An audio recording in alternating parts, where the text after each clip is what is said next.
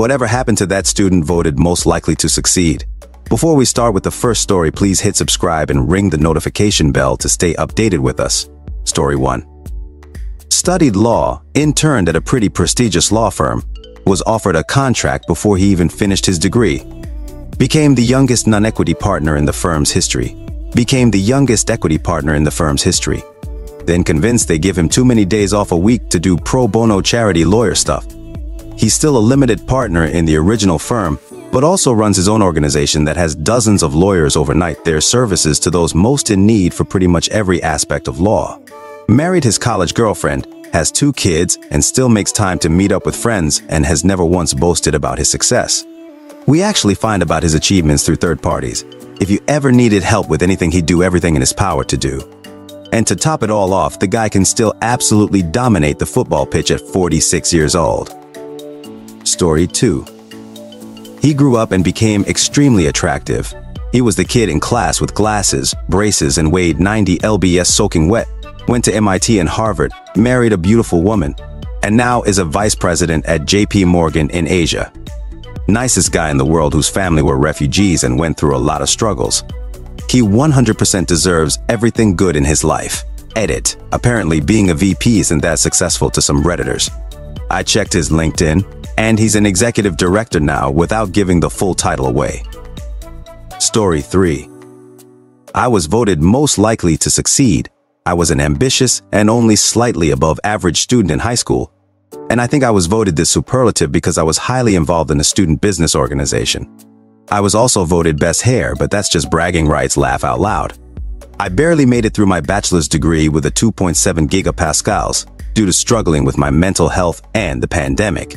And now I'm struggling in a horrible entry-level research position where I'm paid the lowest in my department despite being the most senior.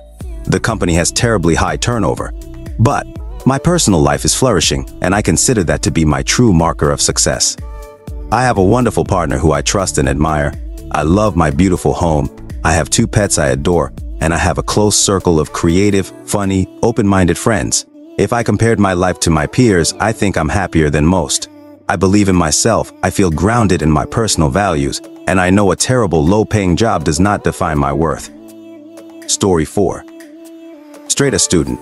Could have gotten a scholarship at the toppiest university of the top universities and finished top of her class. Medicine, law, you name it. She could have done it. Instead, she got a scholarship at a top school where she studied to become a teacher and of course finished top of her class again. So, she teaches young children, ages 5 to 12 on some school. It is what she liked. She was my best friend's forever's BFF, but I haven't heard of her in ages. Story 5. We had a guy and girl for each, most likely to XYZs. So anyways, most likely to succeed, the guy is likely on RWSB, winning and losing money at random. Lives somewhere near where he grew up, same friends and so on. Has a regular 9-to-5 job at the bank, so he can socialize with people like a normal person. The girl went to medical school, graduated 3rd in her class, hired at a huge hospital, worked from the ground up to become a leader in her field, married someone, and is on kid number 2. ID wager they both are extremely successful and happy where their lives have taken them. Story 6. She almost killed herself. Right after high school, she was in an abusive relationship. He moved her in. They went to the university she ended up having to drop out, go to treatment for a new alcohol habit and eating disorder. Went through violent sexual assault that almost killed her. Now she's still picking up the pieces. Most likely to succeed girl didn't even want that title in the first place. All she wanted was to be loved. She got out though. She's doing a little better. I'm proud of myself even if I didn't succeed in the ways others assumed. Story 7. She sadly died after she just finished her first year at Harvard. She was traveling in Europe for work. While hiking with her friends, she slipped from a waterfall into a whirlpool at the base and drowned. It came as a huge shock to everyone. That woman was a freaking genius and so kind to everyone. It isn't fair she was taken so soon with so much ahead of her. The world really was a better place with her in it. We still can't get over how she's gone forever, and we will never see her again. I always remember how kind she was, and I try to show that same kindness to the people around me. Story 8. They were the high school couple. They got married, and of course went to a religious college. They went away out of the country on a missionary trip. They came back several years later, and it turns out that Bible college they went to is not accredited. He's not a teacher and she's not nurse. They're pretty much supported by the stupid church that got them into their college and the mess they're in. Story 9. When he was about 24, he started a company doing God knows what. Sold it in the low 7-figure range several years later. He used some of the proceeds thereof for an app for something or other. I never knew the full story about this. That sold in the upper 7-figure range. Then he invested in some other app. Another sale, another 7. After that, I don't know the details, but he invested in a bunch of other things, one of which apparently involved Elon Musk. Got even richer and is probably going to retire in the next few years. Even back in high school, he said he wouldn't get married despite being fairly eligible. A fake, he still hasn't gotten married. Story 10. Most successful kid in school. He became a well-known lawyer in my hometown and opened a law firm. Least successful kid in school. Started a lawn and landscaping business where he undercut the competition and grew his business to the point where they are starting to expand into other states. And he's also very successful. Both of them have advertisement billboards around town as well as run local commercials on TV. The most successful kid ended up representing the least successful kid in court over a contract bidding dispute with the same district they both went to school and won the lawsuit and contract. Story 11. It was me, actually. They were right, I succeeded. I was a gay boy who straddled both the honors class nerds and the drama geeks, but I left my small town in the South and have never looked back. My parents don't even live there anymore. I haven't been back in over 10 years.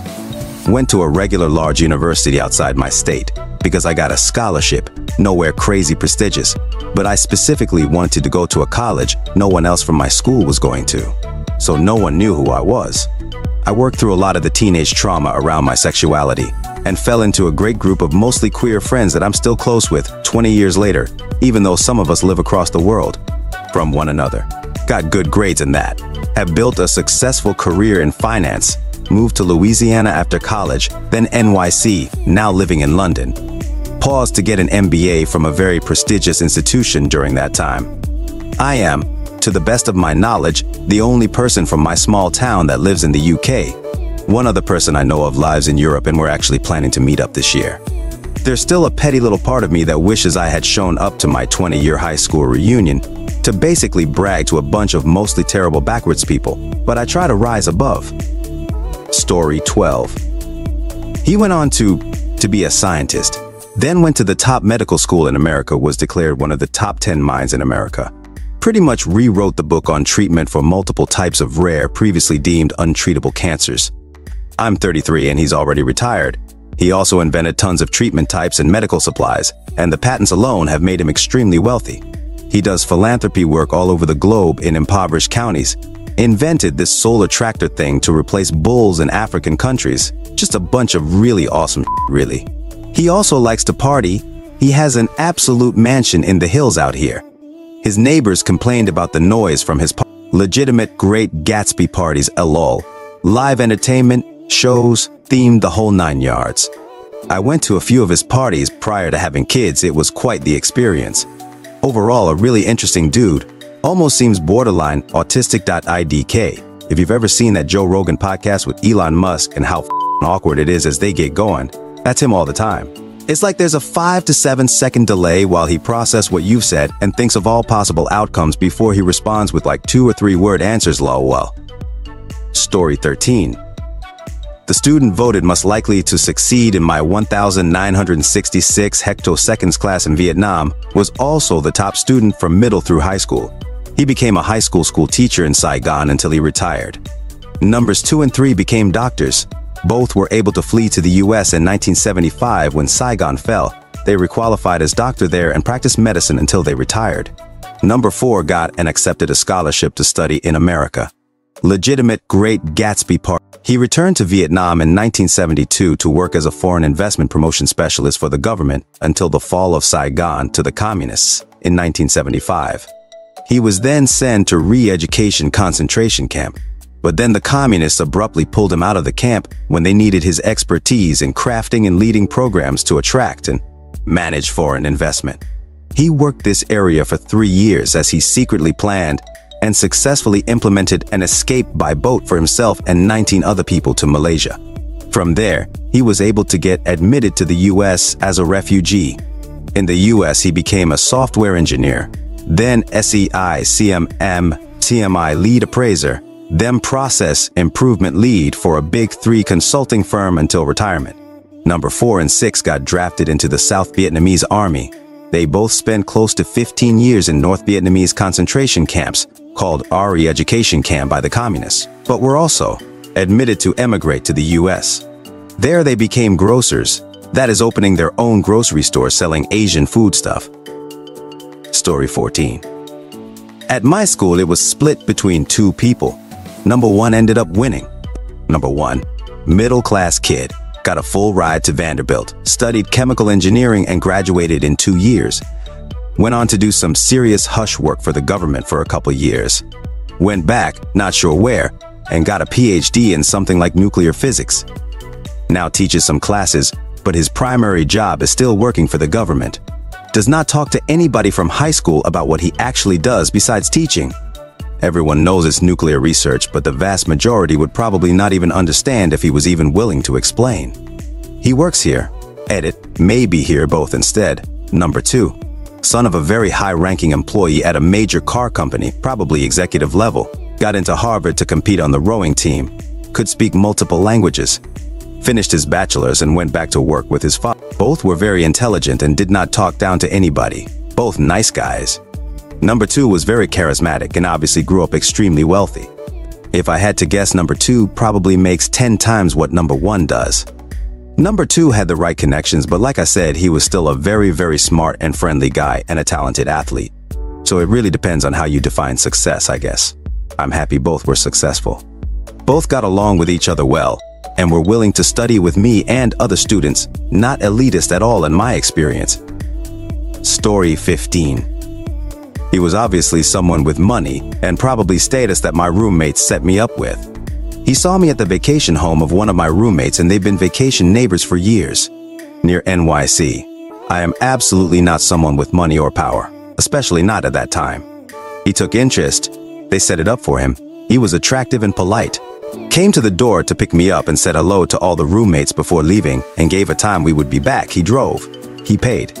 It was a lovely date, but during the date he gently let me know his dad was someone with exclusive rights to helicopter for movies to shoot scenes from the air, mostly in NYC but also in most places in the USA.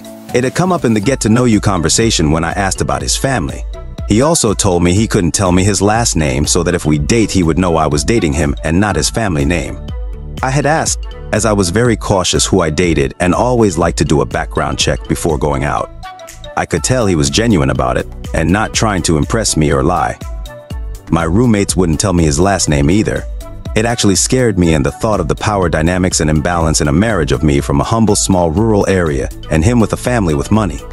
Power and influence stopped me from accepting the second date. I've heard horror stories of women divorcing from high-powered men and losing the kids and life being ruined. He didn't seem like someone that would do that, but you never know.